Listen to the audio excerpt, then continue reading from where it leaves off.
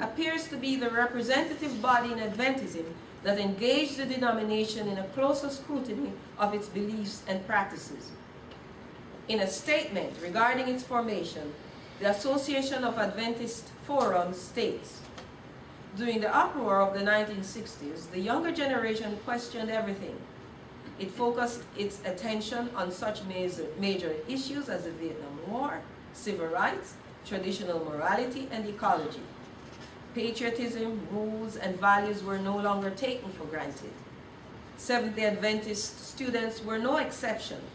As more and more church members began to attend non-Seventh-day Adventist universities and colleges, they applied critical thinking learned in their studies to other topics, including their church beliefs and practices that meant much to them. The church's initial response to the concerns regarding higher criticism came in the form of a symposium on biblical hermeneutics conducted by the Biblical Research Institute in 1974. This was only one year, after the Institute convened the Camp Mohaven Conference with the goal of ordaining women.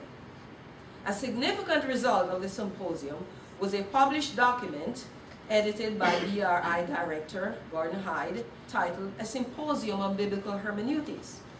In the preface of this document, Hyde notes that while Seventh-day Adventists have been historically a people of the book and have accepted its authority in the tradition of the Protestant Reformation, holding to the principle of sola scriptura and allowing the scripture to be its own interpreter, recent generation of the church in their quest for advanced education have had increasing exposure to the presuppositions and methodologies that have challenged the Protestant principle.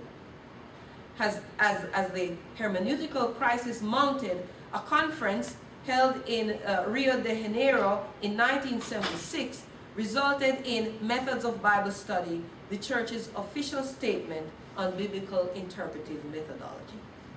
At this point, I must make two methodological observations regarding the crisis in the 1980s. The first one is this. Desmond Ford, who was a major contender with the church regarding the doctrine of the sanctuary, applied a very strict, in fact, strictly applied the method that the church accepts as valid, the historical critical methodology. He never used higher criticism. And the second point is this, and we can discuss that further if necessary. The second point is this. When the authenticity of the writings of Ellen White came under attack, the church used higher critical tools, namely source criticism, to defend it.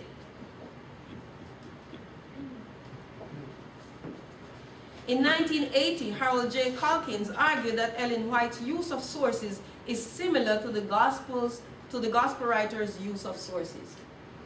Source criticism, higher critical methodology. He concluded, Ellen White was guided by God in selecting and arranging some of the thoughts and words of others that fit in with the information provided her. This, of course, remains the essential and official response of the denomination to the long-standing allegations of plagiarism by Ellen White.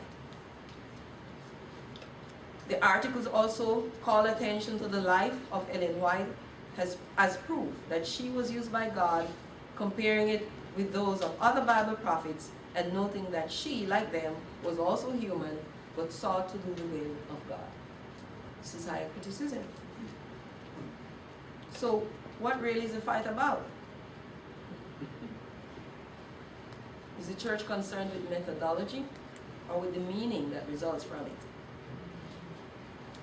The issue of women's ordination stood in direct crossfire of this intellectual conflict that continues to foment, and it has taken on symbolic weight in the minds of many as the enemy of the denomination. This explains why the debate over women's ordination morphed into arguments about interpretive methodology.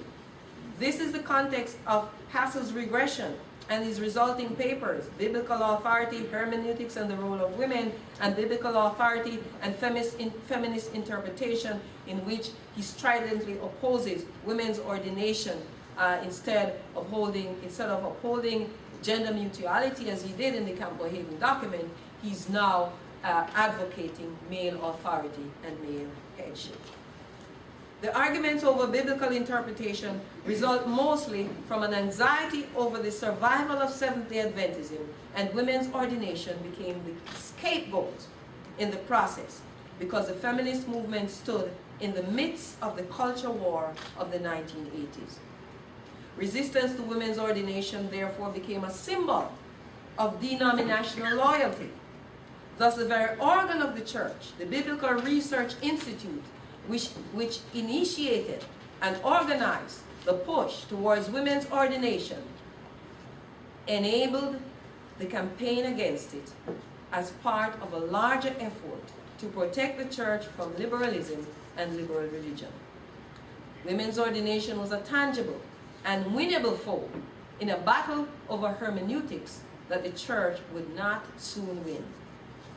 At the point that the most influential leaders of the denomination had the power to educate and lead the world constituency regarding women's ordination, it turned around and used a largely uninformed constituency to push an agenda which was not the real agenda. In the effort to protect the church from liberal religion, the top leaders of the denomination abandoned a decided effort to lead the world church towards the most significant affirmation of gender equality, women's ordination. Women's ordination was not the denomination's enemy, but it became the scapegoat in a monumental conflict that posed a mortal threat to Seventh-day Adventism as we know it. Is there a wrong here that the church must right? It may help to return to the starting point of the hermeneutical conflict to find out what really happened in the case of women's ordination. Thank you.